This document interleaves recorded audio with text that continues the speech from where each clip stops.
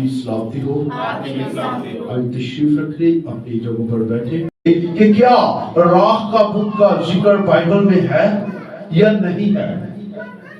क्या राख का बुत इसका अमल किस बात को जाहिर करता है?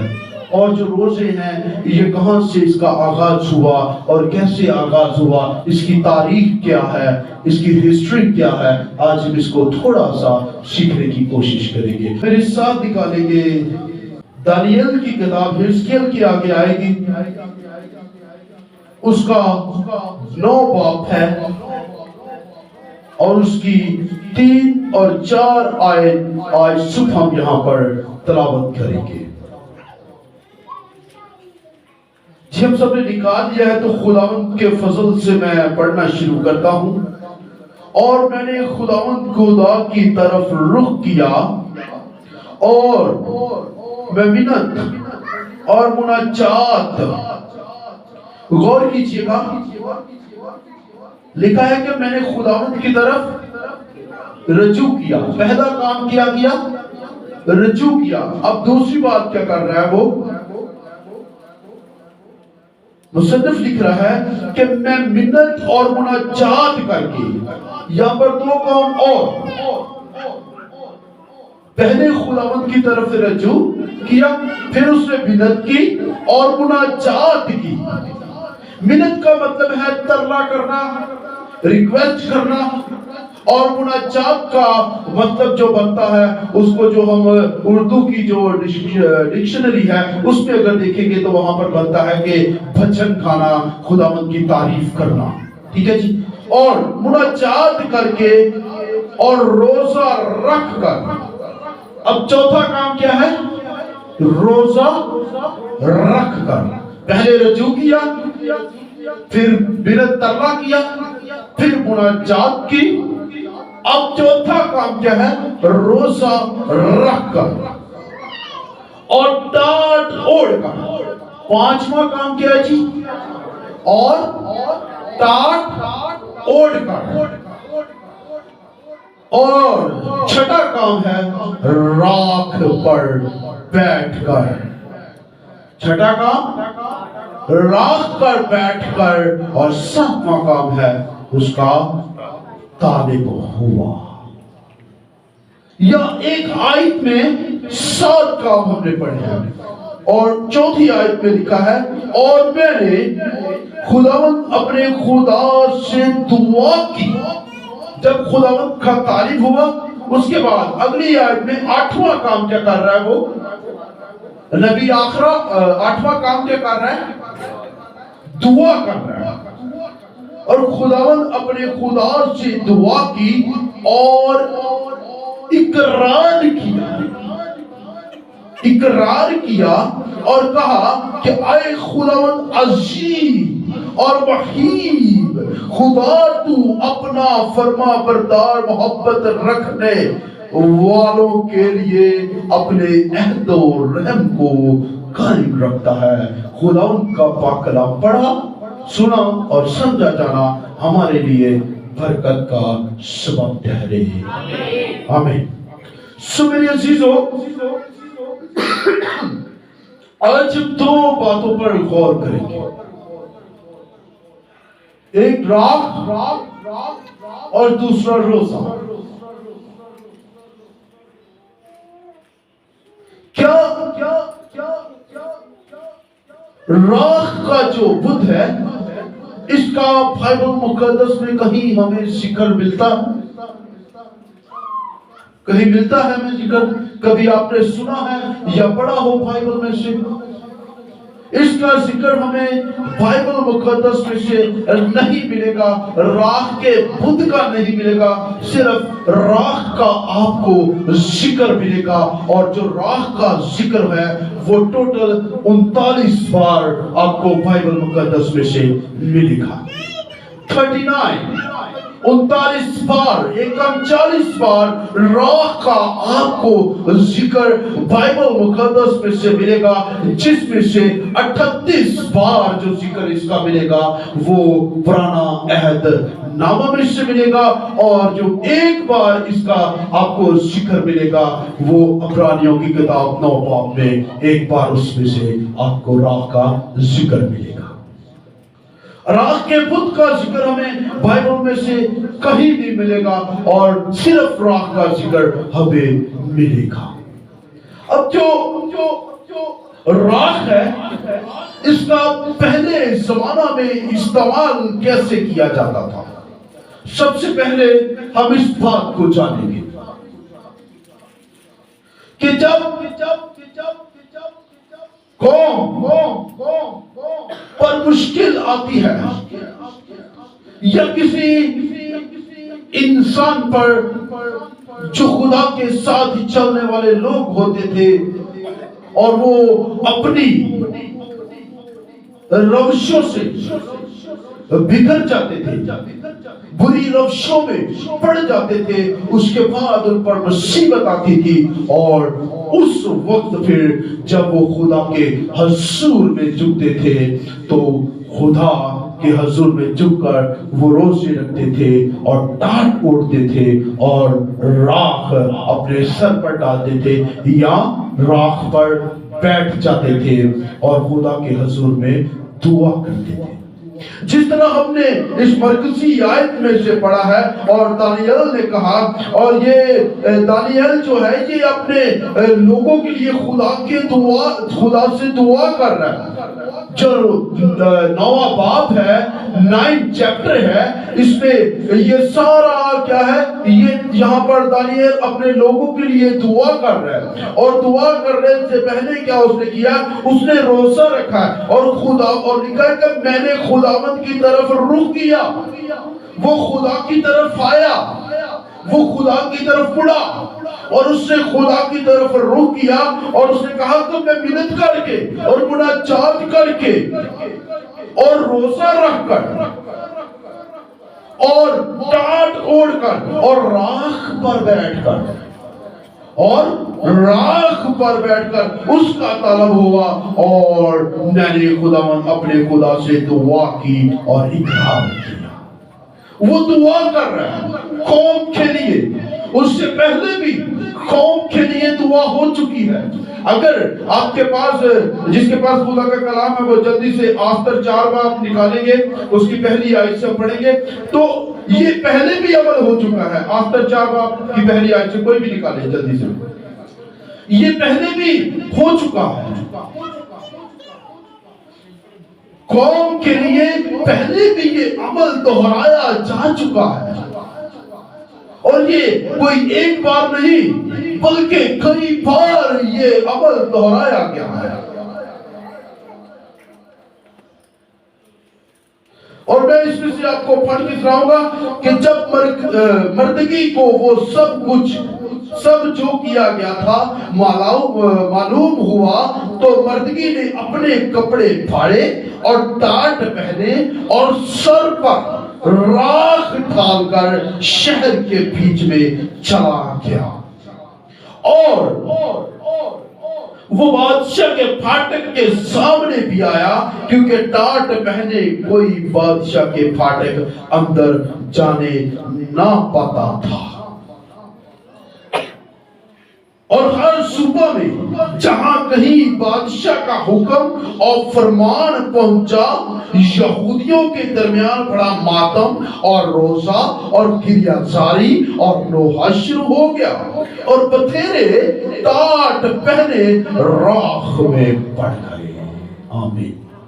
सो मेरे अजीजों, यहाँ पर हमने देखा है मर्दगी की आपने स्टोरी, मलका आस्तर की और मर्दगी की आपने स्टोरी को सबने सुना हुआ, मैं इसकी डिटेल में नहीं जाएंगे क्योंकि आप सब जानते हैं टाइम ज्यादा हो जाएगा। जब कौम पर मुसीबत आई, यहूदियों पर मुसीबत आई, बादशाह के मशीर हमान ने जब कहा कि सब यहूदियों को कत्ल किया जाए اور بادشاہ نے کہا تو جیسا کرنا چاہتا ہے کر، اور اس سے منادی کر دی کہ قتل کیے جائیں گے یہودی۔ اور اس وقت یہاں پر مردگی نے کیا کیا ہے؟ روزہ رکھا ہے۔ اور یہ عمل جو ہے مکہ آستر نے ان کو کہا کہ آپ بھی روزہ رکھو، میں بھی روزہ رکھوں گی، آپ بھی دعا کرو، میں بھی دعا کروں گی۔ اور مردگی اس عمل کو دہرا رہا ہے، اور اس نے ٹاٹ اوڑھ لیا ہے اور راکھ سر پر ڈال۔ دانیل کے صحیفہ میں نے کیا پڑھا تھا کہ وہ راکھ پر بیٹھ گیا، اور یہاں پر کیا لکھا ہے کہ مردگی نے راکھ سر پر ڈال۔ اور جب انہوں نے اس عمل کو دہرایا، جب انہوں نے راکھ سر پر ڈالی، گریہ زاری کی، دعا کی، روزہ رکھا، اور لکھا ہے کہ خدا نے یہودیوں پر رحم کی نظر کی، کرم کی نظر کی، اور حمان جو ہے وہ 50 فٹ ہاتھ جو سولی بنی تھی اس پر، جو مردگی کے لیے بنائی گئی تھی، اس پر حمان کو لٹکایا گیا، اور مردگی اور یہودیوں کو بری کر دیا گیا، اور ان کو سزا نہیں ملی، قتل نہیں کیا گیا۔ یہ کس کا کام ہے؟ یہ روزے کا کام ہے، ایمان کا کام ہے، یہ دعا کا کام ہے، یہ گریہ زاری کا کام ہے، یہ ٹاٹ کا کام ہے، یہ راکھ کا کام ہے، یہ خدا کے حضور میں منت اور مناجات کا کام ہے۔ اسی طرح ایک اور واقعہ ہم جانتے ہیں، نینوہ شہر کی بات کرتے ہیں۔ وہاں پر جب یونا نبی نے منادی کی، وہاں پر جب یونا نبی نے منادی کی، یہ آپ کو یونا 3 باب کی 3 آیت سے ہی آپ پڑھنا شروع کریں گے تو آپ کو مل جائے گا، نکالنے کی ہمیں ضرورت نہیں ہے۔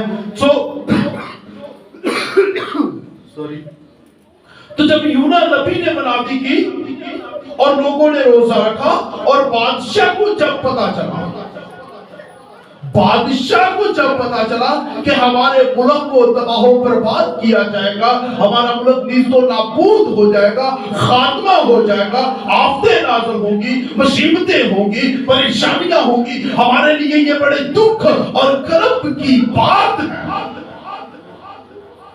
پہلے وہاں پر لوگوں نے، نبی نے وہاں پر منادی کی، لوگوں نے اس بات پر عمل کیا، لوگوں نے اس عمل کو دہرایا، اور جب بادشاہ کو اس بات کا معلوم پڑا تو بادشاہ نے بھی اس عمل کو دہرایا، نہ بلکہ اس نے کہا کہ پورے ملک میں کوئی جانور بھی چارہ نہیں کھائے گا، کوئی شخص کھانا نہیں کھائے گا۔ پہلے یہ خدا کے نبی نے منادی کی، شاید کچھ لوگ مان گئے کچھ نہ مانے، لیکن جب بادشاہ کی طرف سے یہ فرمان جاری ہوا تو اور یہ ایک بڑی روایت چل رہی ہے، کسی بھی ملک میں یہاں کوئی بادشاہ ہوتا تھا تو وہ جو فرمان جاری کرتا تھا، تو جو اس کی رعایا ہے، جو وہاں کے لوگ ہیں، وہ اس فرمان پر عمل کرتے تھے۔ تو اب بادشاہ نے جب اعلان کیا تو لوگوں کی مجبوری بن گئی، جو نہیں بھی کوئی ایسے لوگ ہوں گے بدکار، وہ نہیں بھی جھکے ہوں گے، تو ان کو بھی ٹاٹ اڑنا پڑا، اور انہوں نے بھی اپنے سر پر راکھ ڈالی اور گریہ زاری کی اور دعا کی۔ بادشاہ نے شاہی لباس اتارا اور ٹاٹ اوڑھ لیا اور دعا کی، اور خدا نے اس ملک پر رحم کیا اور اپنے فیصلہ کو تبدیل کیا۔ اب راکھ جو ہے یہ ہماری زندگی میں روحانی ترقی کے لیے، بائبل مقدس کو اگر غور سے پڑھیں تو ہماری زندگی میں روحانی ترقی کے لیے کام کرتی ہے، ہمارے ایمان کو مضبوط کرنے کے لیے کام کرتی ہے۔ मुसीबत से निकालने के लिए काम करती है। और आज हम में ये अमल नहीं दोहराया जाता, बल्कि हमारी एक कलीसिया है जिन्होंने आज भी इस अमल को पकड़े हुए हैं, वो भी सर पर नहीं डालते बल्कि रस्मन इसको अदा करते हैं।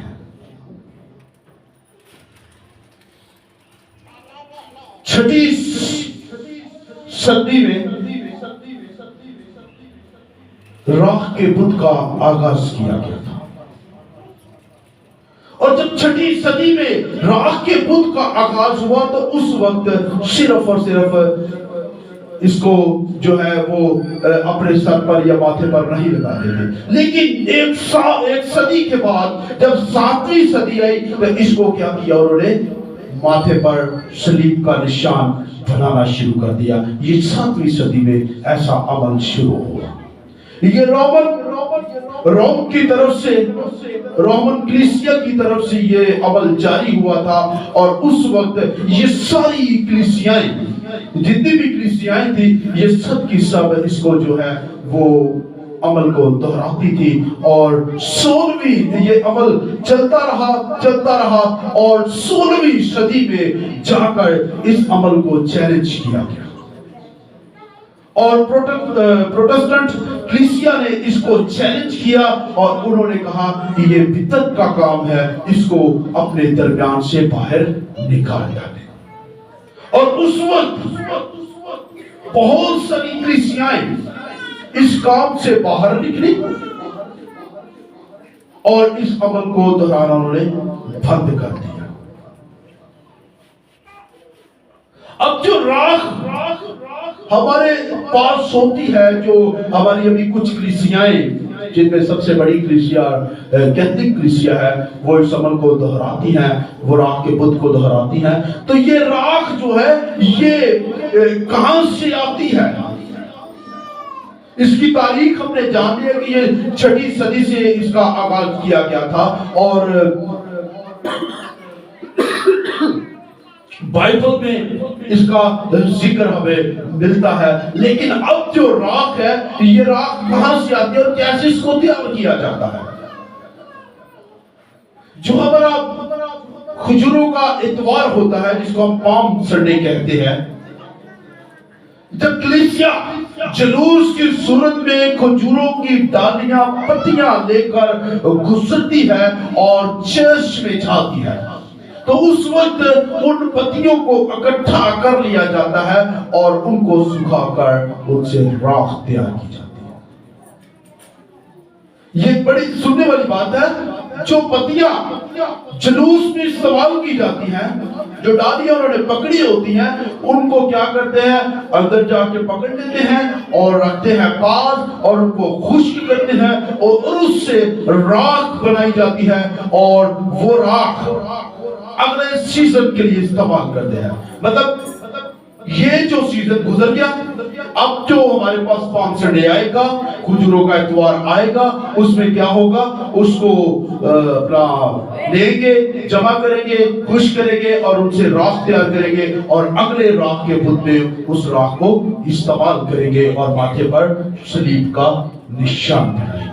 ये राख का बनाने का उनका तरीका है, और इस तरह इसको इस्तेमाल किया जाता है। अब राख के बुत की जो तारीख है, ये किस तरह से मुकर्रर होती है, ये भी हमें जानने की जरूरत है। गैर अक़वाम हमें सवाल कर सकती है, हमारे पास हमारे अपने लोग हमें सवाल कर सकते हैं, और हम इससे शायद नावाकिफ हों और शायद कईयों को पता भी होगा, लेकिन मैं आपको जरूर बताऊंगा, अगर पता भी होगा तो दोबारा आपको रिवाइज करवाते हैं कि जो ये इसकी तारीख मुकर्रर की जाती है, वो किस तरह से तारीख मुकर्रर की जाती है। हमारे पास हम जानते हैं कि जो 21 जून है, 21 जून मेरा ख्याल है, जो सबसे बड़ा दिन है, लंबा दिन होता है, 21 जून है ना, कोई 21 कोई 22 कहता है। तो इसी तरह जो 22 दिसंबर है, वो कहते हैं कि सबसे छोटा दिन होता है, और रात जो है वो सबसे लंबी होती है।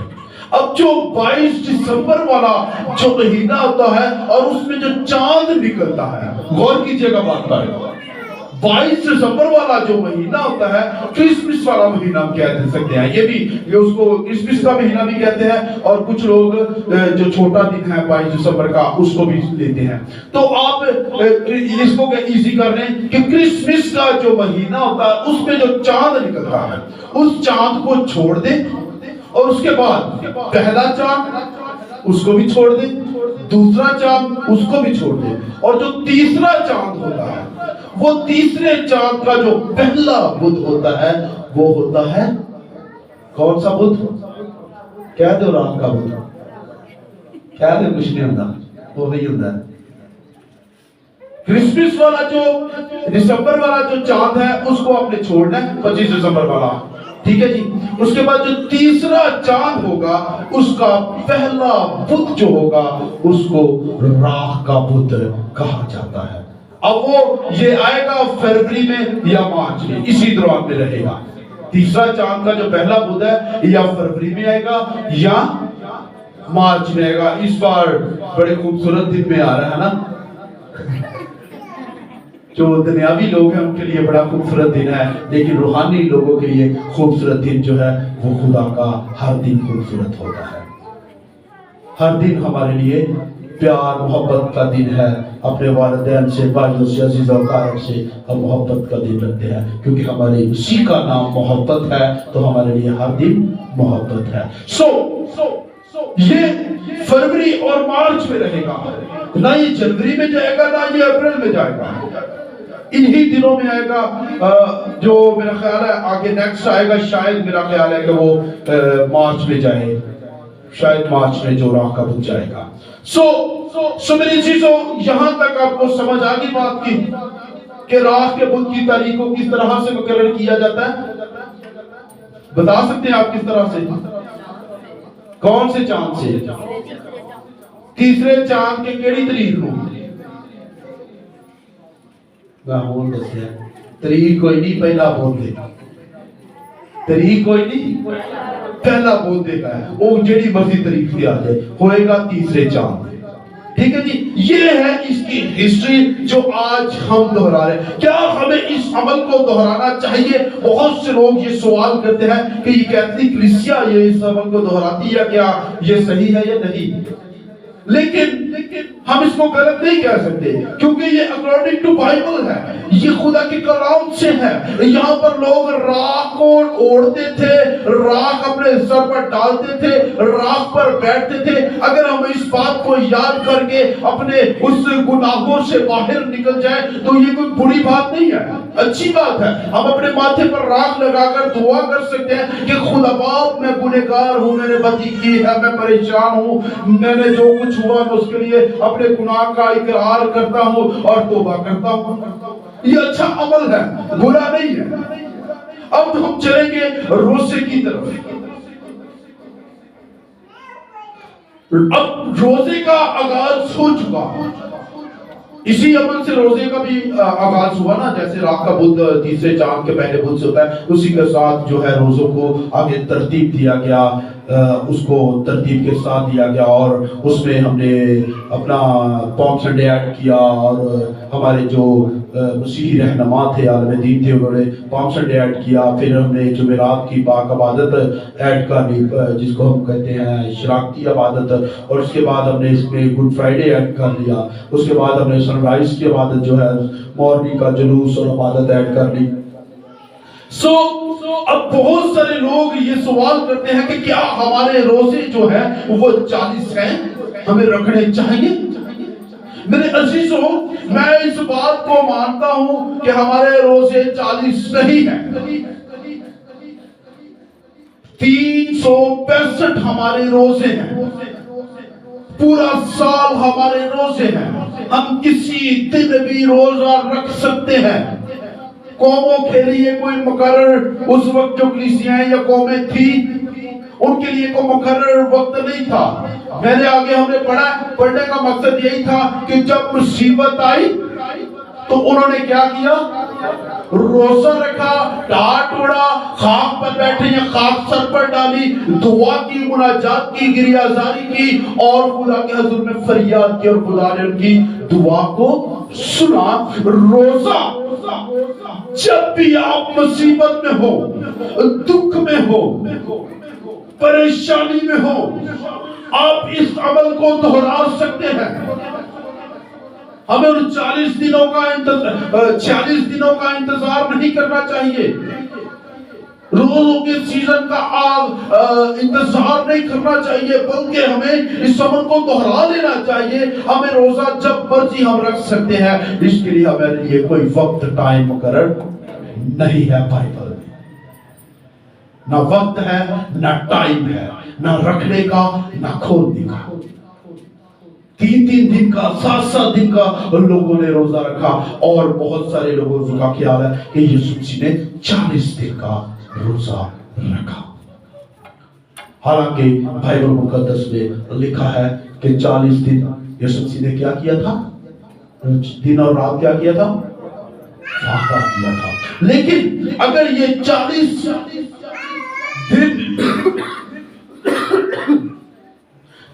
दिन जो है 46 दिन बनते हैं, सड़े डाल के 46 दिन बनते हैं, इनमें 40 रोजे हैं। अगर इसको कलीसिया ने, हमारे बुजुर्गों ने मुकर्रर किया है, रहनुमाओं ने मुकर्रर किया है, तो ये भी एक अच्छा अमल है, हम इसको गलत नहीं कह सकते। हमारे बहुत सारे लोग हैं जो आम रूटीन में रोजा नहीं रखते, लेकिन इन दिनों में आकर वो भी रोजा रख लेते हैं। अगर उन्होंने ये एक तरतीब इसको दी है तो ये अच्छी है, ये हमारी तरक्की के लिए अच्छी है।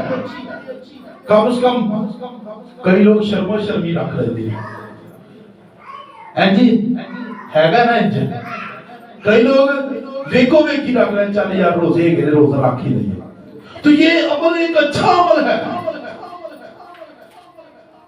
अगर उस वक्त बुजुर्गों, हमारे बुजुर्गों ने, कलीसिया के बुजुर्ग जो थे, हमारे आलम दीन के, उन्होंने इसको मुकर्रर किया है, तो ये अच्छा है। कम से कम लोग रोजा तो रखते हैं ना। हम इसको ये नहीं कह सकते कलीसिया में लड़ाइयां चल रही हैं, कलीसिया में लड़ाइयां चल रही हैं, जी ये रोजे नहीं है, रोजा हमारा रोज रोजा है। अरे भाई, रोज रोजा है तो रखते क्यों नहीं हो? कम से कम उन्होंने ये अच्छा काम किया है कि इन रोजों के अयाम को मुकर्रर कर दिया, ताकि जो लोग रोजा नहीं रखते वो भी इस बात को समझेंगे कि हमारे रोजे हैं और वो रोजा इस चक्कर में रख लेते हैं। ये इसलिए अच्छा अमल है और इसको हमें अपनी जिंदगी में कबूल करना चाहिए। जो लोग कहते हैं कि नहीं जी ये कैथलिक, रोमन कैथलिक के जो है उनके रोजे हैं, हमारे नहीं हैं, तो ये गलत बात है। ये हम सबके रोजे हैं, क्योंकि उन बुजुर्गों ने हमारे लिए ये तरतीब दी है। और जो रोजा नहीं रखते वो भी कम से कम रोजा रख लेते हैं, रूहानी तरक्की के लिए। कहीं ना कहीं उनकी दुआ कभी ना कभी सुनी ही जाती है और उनका ईमान इस बात पर मजबूत रहता है कि हम रोजा में हैं और लोगों की रूहानी तरक्की होती है। ये एक अच्छा अमल है, हमें इसको अपनाना चाहिए, ना कि हमें उस कलीसिया को चैलेंज करना चाहिए।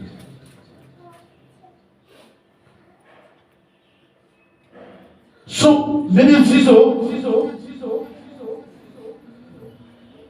अब इस बात को हम जान चुके हैं कि राख क्यों जो थी वो क्या है और कैसे उसको हासिल किया जाता है, किस तरह से बनाया जाता है, उसकी तारीख क्या, रोजों की तारीख क्या है। अब जो रोजे हैं वो रोजे का जो हमने क्या करना उसके लिए, इसको तो हम जानते हैं कि रोजों का सीजन है, हमने रोजे रखने हैं।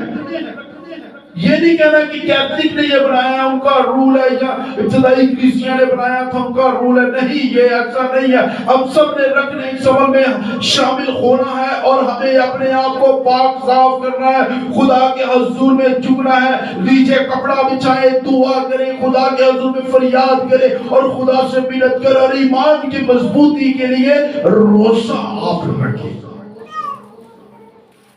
आप रोजा रखें, ये मत सोचिए میں نہیں جانتا کہ آپ میں سے کوئی ایسا کہتا یا نہیں کہتا. ابھی سوشل میڈیا پر یہ بہت سارا ٹرینڈ چل رہا ہے روزوں کے حوالے سے. جو لوگ سوشل میڈیا پر ایکٹیو رہتے ہیں وہ اس بات کو جانتے ہیں کہ بہت سارے لوگ اس کو چیلنج بھی کرتے ہیں اس بات کو اور کہتے ہیں کہ یہ روزے ہمارے روزے نہیں ہیں، لیکن یہ سارے روزے ہمارے روزے ہیں. ہمارے، میں کہتا ہوں کہ ہمارے 40 نہیں بلکہ 365 ہیں. اور بہت سارے لوگ جو ہیں، بہت سارے خادمین بھی ان 40 روزوں میں روزے میں ٹھہرتے ہیں. بہت سارے خادمین ویسے بھی روزے رکھتے ہیں، انہوں نے بہت سارے لوگ جو ہیں ویسے بھی روزے رکھتے ہیں. اور میں نے ایسے سے روزے دار بھی دیکھے ہیں کہ جو 40 دن بعد روزہ جنہوں نے کھولا ہے. اور میں نے ایسی ایک لڑکی کو دیکھا بھی ہے، یہ نزدیک میں ساتھ ہی رہتی ہے، تھوڑی نزدیکی ہے، دور نہیں ہے، ساتھ ہی نزدیکی ہے. تو آپ روزہ رکھیں اپنے ایمان کی مضبوطی کے لیے. یہ مت سوچے ہمارے نہیں ہیں، یہ ہمارے ہیں. ہمارے بزرگوں نے اس کو ترتیب دیا تو یہ ہمارے لیے اچھا عمل ہے. ہمیں اس کو اپنی زندگی میں اپنانا ہے. روزے کے بارے میں آخری بات ہم سیکھیں گے.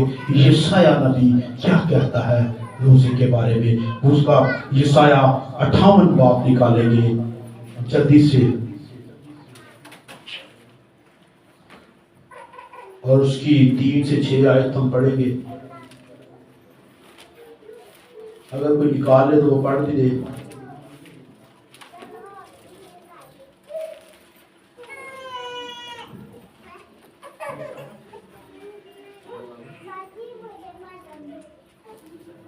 میں جلدی سے پڑھ دیتا ہوں، ٹائم زیادہ ہو رہا ہے.